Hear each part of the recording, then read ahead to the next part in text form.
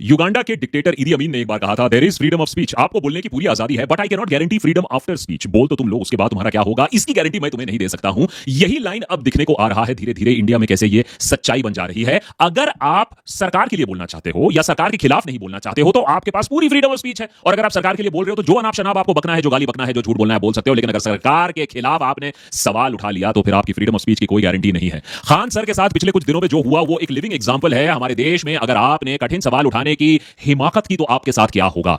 वही खान सर जिसे main stream media एक समय पहले बहुत ज्यादा इज्जत दिया करती थी, भर भर के इंटरव्यू लिया करती थी, बड़े बड़े पैनल पर इनवाइट किया करती थी, आज वो खान सर नहीं दिख रहे हैं, थोड़े से पराये हो गए हैं वो खान सर। आज पटना में चाय वाला इंटरव्यू जाने माने शिक्षाविद, social media influencer Khan sir का। देश के वायरल गुरु खान सर ने बुलंद भारत के बारे में क्या सपना देखा है, उन्होंने एबीपी न्यूज को बताया। मेन स्ट्रीम मीडिया तो छोड़ो, दूसरी तरफ आईटी सेल भी काफी पसंद करती थी खान सर को, क्योंकि खान सर दो क्वालिटीज ऐसे लेकर आते थे जो उन्हें एक आदर्शवादी मुसलमान बना देते थे। पहला यह कि वो पंचर वाले जोक सुनाया करते थे अपने स्टूडेंट्स को और क्रिटिसाइज किया करते थे कि जब मुसलमान सड़कों पर उतर रहा है, प्रोटेस्ट कर रहा है। और दूसरा कि पाकिस्तान को जिस तरीके से वो रोस्ट करते हैं, बढ़िया बढ़िया स्टैंड अप कॉमेडियंस भी वैसे रोस्ट न कर पाए जैसे वो पाकिस्तान के आकाओं को रोस्ट करते थे। इसीलिए बहुत सारे लोग को बोलते थे आईटी सेल में, ये तो हमारा मुसलमान है। बहुत सारे लोग ये भी साबित करने की कोशिश करते थे इतना अच्छा बंदा है, ये जरूर हिंदू ही है, ये तो मुसलमान ही नहीं है। और इसका नक्शा किससे मैच करता है आप देख रहे हैं। If you don't believe then go on Google. बाबू लोग तुम लोग पढ़ लो, अब्बा के कहने पे मत आओ। अब्बा तो पंचे साटिए रहे, अब ऐसे ही तुम लोग भी करेगा ना तो बड़ा होकर तुम लोग भी पंचे साटेगा। पाकिस्तान वालों पहले सुनो, ये तुम्हारा सेनापति है, सबसे बड़ा चोर आदमी है। पाकिस्तान के पूरे पानी को रोक लेना चाहिए, देखो सुखा के मारो फिर दहवा के मार दो यहाँ पे। लेकिन ये जो आदर्शवादी मुसलमान की जो छवि थी, ये जो सारा प्रेम था आईटी सेल का, मेन स्ट्रीम मीडिया का, एक दिन में उसका नाश हो जाता है।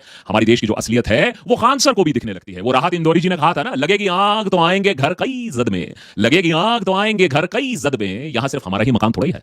खान सर को एक दिन में एक बयान के लिए, एक वीडियो के लिए इतनी भारी कीमत आज चुकता करनी पड़ी है। ऐसा नहीं है कि खान सर ने पहले पेपर लीक इशू के बारे में पहले बात नहीं किया था, पहले भी बात किया था और थोड़े मोटे छोटा मोटा पुलिस केस और ये सब इन्वेस्टिगेशन भी हुआ था। लेकिन इस बार खान सर ने जो किया वो सिलेबस से बाहर था, सरकार को मंजूर नहीं था। उन्होंने अंजना ओम, मेरे मतलब उन्होंने अंजना ओम कश्यप को सवाल पूछ लिया। अभी न खान सर की गिरफ्तारी होगी और ना ही उनकी या किसी भी शिक्षक की टिप्पणियां सोशल मीडिया से हटेंगी। शिक्षकों को जानना न कौड़ी बताने वाली आज तक की महान एंकर अंजना कश्यप को दोहरा सदमा लग गया है।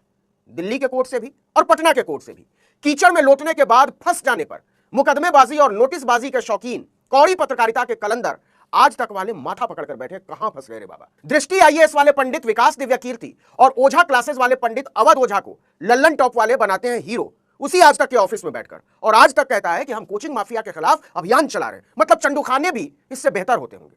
खैर, खबर पर आते हैं। आज तक के दफ्तर में मुर्दानगी की दो वजह हैं। पहली तो यह कि दिल्ली हाईकोर्ट ने आज तक और अंजना कश्यप की कौड़ी पत्रकारिता को लेकर खान सर या किसी भी शिक्षक के वीडियोज या लिंक्स या टिप्पणी को हटाने का आदेश देने से साफ इनकार कर दिया है। इसके ब्यौरे पर आएंगे, लेकिन पहले जरा उस खबर पर आइए जिसको लेकर तूफान मचा हुआ था। खान सर को फैजल खान बना देने वाली फूटी कौड़ियों की मंडली इंतजार में बैठी थी कि फायरिंग वाले केस में वो जेल कब जाएंगे। पूरी बिहार सरकार और बिहार पुलिस अंजना कश्यप मार्का पत्रकारों की टिप्पणियों के आलोक में हिंदू मुसलमान करने में जुटी हुई है कि कैसे भी फसाद का माहौल बने। लेकिन अंजना कश्यपों की लीड हो चुकी विश्वसनीयता को बच्चों ने हवा में उड़ा दिया है। खैर, 8 जून को खान ग्लोबल स्टडीज के डायरेक्टर खान सर ने पटना के जिला एवं सत्र न्यायालय में अग्रिम जमानत की याचिका दाखिल की। खान सर पर हत्या की कोशिश और हथियारों के अवैध इस्तेमाल का मामला दर्ज किया गया। अगले ही दिन इस पर सुनवाई शुरू हो गई। कोर्ट ने दोनों पक्षों की दलीलें सुनी और कहा, हम तत्काल प्रभाव से फिलहाल खान सर की गिरफ्तारी पर रोक लगाते हैं। पहले पुलिस हमारे सामने केस डायरी पेश करे। कोर्ट ने अपने आदेश में साफ कहा है कि अगले आदेश या अगली सुनवाई तक संबंधित व्यक्ति के खिलाफ कोई कठोर या दबावपूर्ण कार्रवाई न की जाए। खान सर की तरफ से पेश हुए वकील अरविंद कुमार महुआर ने कोर्ट से कहा कि गोली आत्मरक्षा में चलाई गई थी, किसी तरह से भय फैलाना मकसद नहीं था। अग्रिम जमानत याचिका पर अगली सुनवाई अब 20 जून को होगी, तब तक उन्हें गिरफ्तार नहीं किया जा सकता। हालांकि सरकारी वकील ने कोशिश खूब की कि खान सर की गिरफ्तारी पर रोक न लगे। उन्होंने दलील दी कि खान सर के कहने पर ही उनके गार्ड प्रदीप कुमार ने गोली चलाई।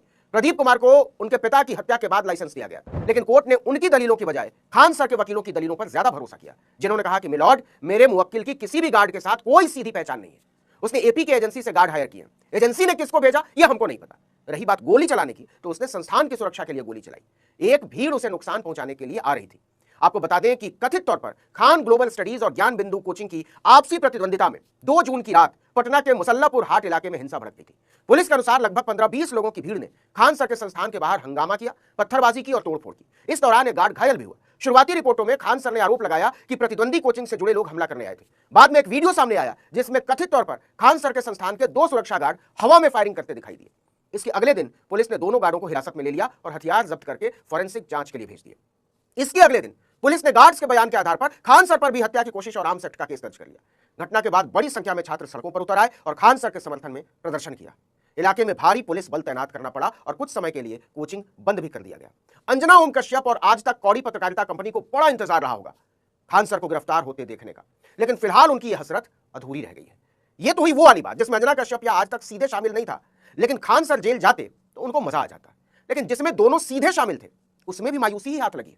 अंजना कश्यप एंड कौड़ी पत्रकारिता कंपनी आज तक दिल्ली हाईकोर्ट पहुंचे कि बहुत बदनाम कर दिया कम वक्तों ने, सारे वीडियो हटवाइए मिलॉर्ड, हमारी इज्जत का बड़ा नुकसान हुआ है, हमने तो बहुत सोच समझकर उसकी कीमत 2 करोड़ लगाई है, वो भी दिलवाइए अपनी इज्जत की कीमत। मामला पहुंचा जस्टिस नीना बंसल कृष्णा की वेकेशन बेंच के पास। अंजना की तरफ से पेश वकीलों ने अदालत से कथित मानहानिकारक सामग्री हटाने, भविष्य में ऐसे पोस्ट और वीडियो प्रकाशित करने से रोकने तथा 2 करोड़ रुपए इज्जत के नुकसान के तौर पर हर्जाने की मांग की। अब जरा मजाक देखिए। अपनी दलील में अंजना कश्यप ने 29 मई को आज तक पर प्रसारित शो के दौरान ऑनलाइन स्टार टीचर्स के बढ़ते प्रभाव पर उनका मजाक उड़ाते हुए, खिल्ली उड़ाते हुए उन्हें जानना ना कौड़ी कहा था। स्टार टीचर्स, यूट्यूब वाले स्टार टीचर्स जिनको कुछ जानना ना कौड़ी। दलील में अंजना कश्यप ने कहा कि जी ये तो सार्वजनिक महत्व के मुद्दे पर की गई एक वैध पत्रकारीय टिप्पणी थी, मतलब मैंने तो पत्रकारिता का मान बढ़ाया, वो लोग फालतू में मुझे बदनाम कर रहे हैं। तमाम शिक्षकों ने अंजना कश्यप की टिप्पणी का विरोध करते हुए उनके शब्दों और पत्रकारिता की शैली पर आपत्ति जताते हुए जमकर उनकी खिंचाई की। अंजना